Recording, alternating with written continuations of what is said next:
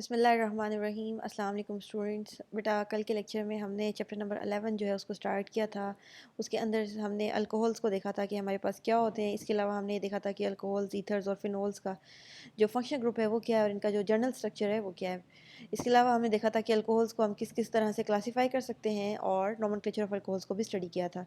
मेरा ख्याल है ये बातें काफ़ी ज़्यादा आसान है, लेकिन इसके बावजूद भी अगर आपको कोई फार्मूला में या किसी नेमिंग सिस्टम में या किसी स्ट्रक्चर में कोई प्रॉब्लम आ रही है तो आप डेफिनेटली मुझसे पूछ सकते हैं। आज जो हमने स्टडी करना है वो है इंडस्ट्रियल प्रिपरेशन ऑफ अल्कोहल्स। बेटा ये टॉपिक आपकी बुक में पेज नंबर 214 पे गिवन है, तो वहाँ से आप इसको देख सकते हैं।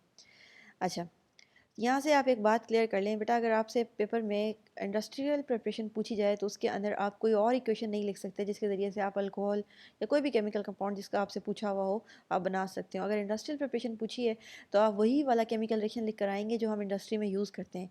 यानी कि आप सिंपल लैंग्वेज में कह सकते हैं जो आपकी बुक में इंडस्ट्रियल प्रिपरेशन की हेडिंग के अंदर गिवन है वही आपने लिख कर आना है। इसके अलावा आप अदरवाइज़ कोई और रिएक्शन लिखते हैं, डेफिनेटली आपका रिएक्शन बिल्कुल ठीक होगा, लेकिन अगर वो इंडस्ट्रियल प्रिपरेशन में नहीं लिखा हुआ तो इसका मतलब ये है कि हम इंडस्ट्रियली अल्कोहल की प्रिपरेशन के लिए वो वाला रिएक्शन जो है उसको यूज़ नहीं करते हैं। तो इस बात का ज़रा आपने ख्याल रखना है। ज़रा क्वेश्चन को 2 दफ़ा पढ़ लिया करें कि क्या पूछा गया है, तो उसके बाद उसका जो है रिप्लाई कर दिया करें। बहरहाल फ़िलहाल हम देखते हैं कि इंडस्ट्रियल प्रिपरेशन ऑफ अल्कोहल्स कैसे होती है। बेटा सबसे पहले हमने देखना है कि हम इंडस्ट्रियली मेथनॉल को कैसे प्रिपेयर करते हैं, उसके बाद हम देखेंगे हम इंडस्ट्रियली एथेनॉल को कैसे प्रिपेयर करते हैं। तो ये रिएक्शन स्टडी करते हैं। ये जो आपको गैसेस नज़र आ रही हैं, मेरे ख्याल है आपको मालूम होगा कि CO कार्बन मोनोऑक्साइड होती है और H2 आपके पास हाइड्रोजन गैस है। जब इन दोनों को हम कलेक्टिवली यूज़ करते हैं, केमिकल जब इनके अंदर बॉन्ड भले ना बना हुआ हो, लेकिन जब इन दोनों का मिक्सचर हो यानी कि सोल्यूशन हो, तो जब ये कलेक्टिवली यूज़ हो रही हो तो हम इनको कहते हैं वाटर गैस। ये आपकी बुक में फर्स्ट पैराग्राफ के अंदर, ये यहाँ पे थर्ड लाइन के अंदर लिखा भी हुआ है। Mixture of carbon monoxide and hydrogen, इसको हम जो है कलेक्टिवली जब इनको इकट्ठा बोला जाता है तो हम इनको वाटर गैस कहते हैं। जब आप इन दोनों गैसेस को जिंक ऑक्साइड और क्रोमियम ऑक्साइड की प्रेजेंस में 450 डिग्री सेल्सियस और 200 ATM प्रेशर पर रिएक्ट करवाते हैं तो हमारे पास जो है मेथनॉल ऑब्टेन होता है हमें। ठीक हो गया, ये रिएक्शन तो है सिंपल। मेरा ख्याल है इसमें कोई मसला नहीं है कि आप जब वाटर गैस का रिएक्शन करवाते हैं जिंक ऑक्साइड क्रोमियम ऑक्साइड की प्रेजेंस में at the particular temperature and pressure, तब आपके पास मेथनॉल जो है वो बन जाता है। यहाँ से थोड़े से एक तो आपको ऑब्जेक्टिव पूछे जा सकते हैं, आपसे पूछा जा सकता है कि वाटर गैस क्या है, तो आपने H2O नहीं लिख के आना है, आपने ध्यान से अक्ल इस्तेमाल करनी है। आपको पता होना चाहिए कि कार्बन मोनोऑक्साइड और हाइड्रोजन का जो मिक्सचर है इसको हम वाटर गैस कहते हैं। इसके अलावा अगर आप गौर करें तो ये आपको सेकंड लाइन में एक वर्ड लिखा हुआ नज़र आ रहा है, वुड सेपरेट। मेथनॉल को वुड सेपरेट भी कहा जाता है। इसकी रीज़न ये है कि पहले जब केमिस्ट्री जो है इतनी डेवलप नहीं थी, उस वक़्त जो है हम मेथनॉल को वुड की डिस्टिलेशन से ऑब्टेन कर सकते थे। तो इस वजह से हमारे पास जो अल्को मेथनॉल है उसको वुड सेपरेट भी कहा जाता है। तो अगर आपसे ये क्वेश्चन पूछा जाए कि आप इंडस्ट्रियल प्रिपरेशन लिखें वुड सेपरेट की, तो ये नहीं कहना है कि क्वेश्चन जो है वो बुक के बाहर से आ गया है। तो आपको पता होना चाहिए कि वुड सेपरेट जो है वो एक कॉमन नेम है मेथनॉल का, तो आप यही वाला रिएक्शन लिख कर आएंगे। अच्छा जी, ये तो आप तब लिखेंगे इक्वेशन सिर्फ अगर आपके पास क्वेश्चन जो आता है 2 मार्क्स का। अगर आपको इंडस्ट्रियल प्रिपरेशन मेथनॉल की आ जाती है मोर देन 2 मार्क्स की, यानी कि लॉन्ग क्वेश्चन आ जाता है 4 मार्क्स का आ जाता है, तो आपने ये डायग्राम भी बनानी है और थोड़ा सा इस डायग्राम को एक्सप्लेन भी करना है।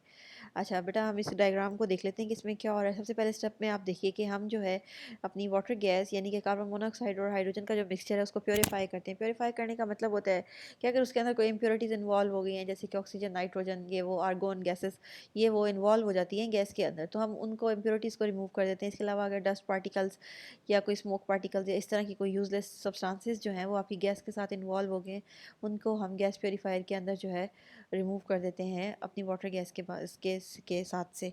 अच्छा जी, उसके बाद हम इसको कंप्रेसिंग चैम्बर के अंदर भेजते हैं, कंप्रेसर के अंदर भेजते हैं। कंप्रेसर का मतलब ये होता है कि हम जो है हाई प्रेशर अप्लाई करते हैं अपनी गैस के ऊपर, 200 ATM तकरीबन इतना प्रेशर जो है हम अपनी गैस के ऊपर अप्लाई करते हैं। अगर आपको याद हो तो फर्स्ट ईयर में हमने स्टडी किया था कि अगर आपने अपनी गैस को लिक्विफाई करना है तो हम प्रेशर जो है वो बढ़ा देते हैं और टेम्परेचर जो है कम कर देते हैं।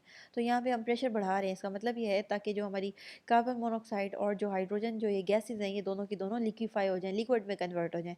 उसके बाद जो है नेक्स्ट स्टेप जो है वो हमारे पास कैटालिटिक टार है। इसके अंदर हम ये करते हैं कि हम कैटालिस्ट की प्रेजेंस में अपनी गैसेस के जो जो कि अब लिक्विड हो चुकी हैं उनको हम अलाउ करते हैं कि वो एक दूसरे के साथ रिएक्ट करें, और रिएक्ट करने के बाद हम उनको कंडेंस करते हैं ताकि जो है हमारे पास मेथनॉल जो है वो लिक्विड फॉर्म में हमें मिल जाए। कंडेंसर आपके पास एक ऐसी डिवाइस होती है जो कि वेपर्स को कन्वर्ट कर देता है लिक्विड फॉर्म में। तो जो हमारे पास मेथनॉल्स के वेपर्स जो है ऑब्टेन होंगे हमें कैटालिटिक टार्च से, उनको हम कंडेंसर के अंदर कन्वर्ट कर देंगे लिक्विड मेथनॉल के अंदर। ठीक हो गया। अच्छा जी, उसके बाद आप ये देख रहे हैं यहाँ से जो गैसेस जो हैं वो अनरिएक्टेड गैसेस हैं, उनको हम वापस से कंप्रेसर के अंदर सेंड करेंगे। अनरिएक्टेड गैसेस मतलब ये कि अगर आपके पास जितना भी मेथनॉल बन गया वो तो ज़बरदस्त है, लेकिन अगर कोई वाटर गैस यानी कि हाइड्रोजन और कार्बन मोनोऑक्साइड के कुछ मॉलिक्यूल्स ऐसे हैं जिन्होंने अभी तक भी आपस में रिएक्शन नहीं किया हुआ है, तो उनको हम यहाँ से सेपरेट कर लेंगे और वापस से उनको कंप्रेसर में सेंड कर देंगे, ताकि जनाब वो दोबारा से लिक्विफाई हो जाएंगे और वो एक दूसरे के साथ रिएक्ट करें और हमें मेथनॉल जो है उसकी मैक्सिमम कंसनट्रेशन जो है ऑब्टेन हो जाए। बेटा ये फिगर जो है ये आपने एज सच बनाकर आनी है जैसी बुक में बनी हुई है, खुद से फनकारियाँ नहीं लगानी है। अच्छा, यहाँ से आप ये कर सकते हैं कि अगर आपकी बुक में कोई चीज़ सर्कल बनी हुई है तो आप उसको स्क्वायर की फॉर्म में रिप्रेजेंट कर सकते हैं। डेफिनेटली कंप्रेसर ना तो आपके पास स्क्वायर होता है ना सर्कुलर होता है, ये सिर्फ आपको एक रिप्रेजेंट किया हुआ है कि इसके बाद हम इसको कंप्रेसर में सेंड करेंगे, तो वो ऐसा इशू नहीं है। लेकिन उसके अलावा अपनी मर्ज़ी से कोई भी एक्स्ट्रा स्टेप्स जो हैं वो ऐड नहीं करने हैं और कोई भी नेसेसरी स्टेप्स जो हैं उनको रिमूव नहीं करने हैं। तो मेरी आपको सजेशन यही है कि आपके बेस्ट इंटरेस्ट में यही बात है कि आप जो है इसी फिगर को डिटो जो है पेपर में लिखाएँ। ठीक हो गया वह। इसके अलावा जो अगर आपको लॉन्ग क्वेश्चन आता है तो डेफिनेटली आपने जो फिगर डायग्राम बनाई होगी उसको आपने एक्सप्लेन भी करना होगा, तो नीचे जो है ये एक्सप्लेनेशन गिवन है, तो यहाँ से आप जो है इसकी एक्सप्लेनेशन देकर आ सकते हैं। अच्छा, यहाँ से मैंने आपको एक और बात भी क्लियर करनी है। अगर आपको 4 मार्क्स का क्वेश्चन आता है तो इसका मतलब ये नहीं है कि आपने उसको लिखना भी 4 शीट्स के ऊपर है। अगर आपको 4 मार्क्स का क्वेश्चन आता है तो 2 मार्क्स की आपका केमिकल रिएक्शन हो गया, 1 मार्क की जो है 1 नंबर की जो है वो आपकी डायग्राम होगी और 1 नंबर की आपकी डायग्राम की एक्सप्लेनेशन होगी, तो ये 4 नंबर आपके पूरे हो जाते हैं। ये 4 बातें आप एक पेज पे लिख लें तो आपको 4 मार्क्स मिल जाएंगे। आप 4 पेजेस पे लिखें तो आप अपना टाइम वेस्ट करेंगे क्योंकि उसका फ़ायदा कोई नहीं है। तो आपने पेजेस नहीं भरने हैं, टू द पॉइंट जो है एग्जैक्ट जो आपकी बात है वो लिख कर आनी है। मेरा ख्याल है जो मैं कहना चाह रही हूँ वो आपको समझ आ गया होगा। अच्छा जी, उसके बाद नेक्स्ट जो हमारे पास इंडस्ट्रियल जो प्रिपरेशन है वो है एथेनॉल की, जो कि हमारे पास एक 2 कार्बन अल्कोहल है, इथाइल अल्कोहल। तो हम देखते हैं। अच्छा बेटा, एथेनॉल को जो है हम नॉर्मली फर्मेंटेशन के प्रोसेस से बनाते हैं। फर्मेंटेशन आपने अपनी असल लाइफ में भी देखी हुई है, जो आप घर में ये जो दही लगाते हैं ये फर्मेंटेशन के प्रोसेस से लगती है।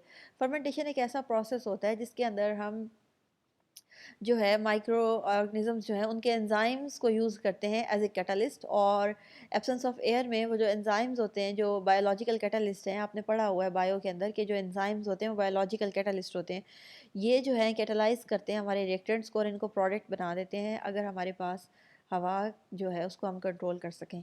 जो फ्लो ऑफ एयर है हमारे रिएक्टेंट मिक्सचर के अंदर उसको अगर हम कंट्रोल कर सकें, मतलब मैं ये कहना चाह रही हूँ कि हम जो है डिफरेंट चीज़ों के जूसेस लेके, जैसे कि शुगर कैन का जूस हो गया या किसी और फ्रूट्स के जूस हो गए या उनके छिलके वगैरह, उनको लेके अगर उनके अंदर हम पर्टिकुलर माइक्रो ऑर्गेनिजम्स ऐड कर दें, जैसे कि यीस्ट हो गई आपके पास, इनको अगर हम ऐड कर दें तो ये माइक्रो ऑर्गेनिजम्स जो हैं ये अपने एंजाइम्स जो हैं वो सक्रीट करेंगे। वो जो एंजाइम्स हैं वो कैटालाइज करेंगे उन जूसेस को, और उससे अल्टीमेटली हमारे पास एथेनॉल जो है वो हमें ऑब्टेन हो जाएगा, और साथ में कार्बन डाइऑक्साइड थोड़ी बहुत। मैं आपको ये कहना चाह रही हूँ कि जिस प्रोसेस से आप दही लगाते हैं उसी प्रोसेस से हम एथेनॉल बना सकते हैं। दही में आप यूज़ करते हैं जो मिल्क होता है उसको, और ये यीस्ट के जो एंजाइम्स होते हैं वो उस मिल्क को कन्वर्ट कर देते हैं दही के अंदर। इसी तरह हम जो है फ्रूट जूसेस या उनके जो पील्स होते हैं उनको यूज़ करते हैं, और जो हमारे पास माइक्रो ऑर्गेनिजम्स होते हैं यीस्ट वगैरह, वो उसको कन्वर्ट कर देते हैं एथेनॉल के अंदर, एथाइल अल्कोहल के अंदर। 2-3 बातें होती हैं जिनको हमने फर्मेंटेशन के प्रोसेस में जिनका हमने ख्याल रखना होता है। नंबर 1 ये है कि टेम्परेचर ना तो बहुत ज़्यादा कम होना चाहिए, क्योंकि फिर एंजाइम की जो एक्टिविटी है वो बहुत ज़्यादा रिड्यूस हो जाएगी, आपका रिएक्शन पॉसिबल ही नहीं होगा। और ना ही बहुत ज़्यादा ज़्यादा होना चाहिए, उसकी वजह ये है कि आपके जो एंजाइम्स हैं वो डीनेचर हो जाएंगे, ख़राब हो जाएंगे, एंजाइम्स इस काबिल ही नहीं रहेंगे कि वो आपके रिएक्शन को कैटालाइज कर सकें।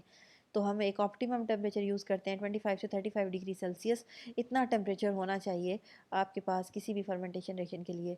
पर्टिकुलरली हम यहाँ पे एथेनॉल की फर्मेंटेशन रिएक्शन की बात कर रहे हैं तो आपके पास 25 से 35 डिग्री सेल्सियस तक का जो टेम्परेचर है वो होना चाहिए। इसके अलावा आप ये देखें ये सारे पॉइंट्स जो हैं ये यहाँ पे लिखे हुए हैं। इसके अलावा प्रॉपर एरिएशन होनी चाहिए। इसका मतलब ये है कि हवा जो है उसका मुनासिब जो है गुज़र होना चाहिए आपके पास रिएक्टेंट्स के अंदर से, यानी कि बहुत ज़्यादा आप उसको एयर ही नहीं कर सकते। उसकी वजह ये है कि कंटेमिनेशन इसके अंदर हो सकती है, इसके अलावा ऑक्सीडेशन हो सकती है, तो हमने एयर के जो फ़्लो है उसको कंट्रोल करना होगा। इसके अलावा डाइल्यूशन ऑफ सॉल्यूशन, जो भी आप जूस वगैरह यूज़ कर रहे हैं, इसको आप बहुत ज़्यादा कंसंट्रेटेड अमाउंट में यूज़ नहीं कर सकते, बहुत ज़्यादा गाढ़ा जो है वो आप यूज़ नहीं कर सकते। उसकी वजह ये है कि अगर आप कंसंट्रेटेड सॉल्यूशन यूज़ करेंगे तो एंजाइम्स की जो एक्टिव साइट है वो उसको हैंडल नहीं कर सकती, तो हमें डाइल्यूट सॉल्यूशन जो हैं वो यूज़ करने होंगे, यानी कि पानी की जिसके अंदर परसेंटेज ज़्यादा हो और आपकी जो शुगर्स हैं जो आपके जूस के अंदर, उनकी कंसनट्रेशन जो है वो कम हो।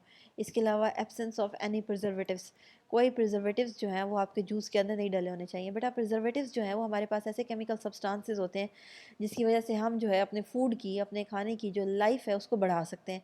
आपके जितने भी ये पैक्ड प्रोडक्ट्स हैं इनके अंदर हमारे पास जो है प्रिजर्वेटिव्स जो हैं ऐड होते हैं। प्रिजर्वेटिव्स की वजह से आपके पास किसी भी जो फूड है उसकी शेल्फ़ लाइफ जो है वो बढ़ सकती है। लेकिन अगर आपने उससे एथेनॉल बनाना है तो उसके अंदर हम प्रिजर्वेटिव्स जो हैं वो ऐड नहीं कर सकते। तो ये 3-4 बातें हैं, इनको आपने फर्मेंटेशन के पॉइंट ऑफ व्यू से अपने माइंड में रखना है। आज के लिए इतना इनफ है मेरा ख़्याल है। अगर आपको कोई पॉइंट क्लियर नहीं हुआ है तो आप डेफ़िनेटली मुझसे पूछ सकते हैं। अगर आपके कोई क्वेश्चंस हैं तो वो आप व्हाट्सएप ग्रुप में ड्रॉप कर दें, अपने अटेंडेंस वाले ग्रुप में। और अगर आप यूट्यूब से मेरा लेक्चर देख रहे हैं तो अपने क्वेश्चंस जो हैं वो कमेंट्स में ड्रॉप कर दें, तो I will try my best इंशाल्लाह कि मैं उनको जल्द से जल्द आंसर कर दूँ। Thank you so much. अल्लाह हाफ़िज़।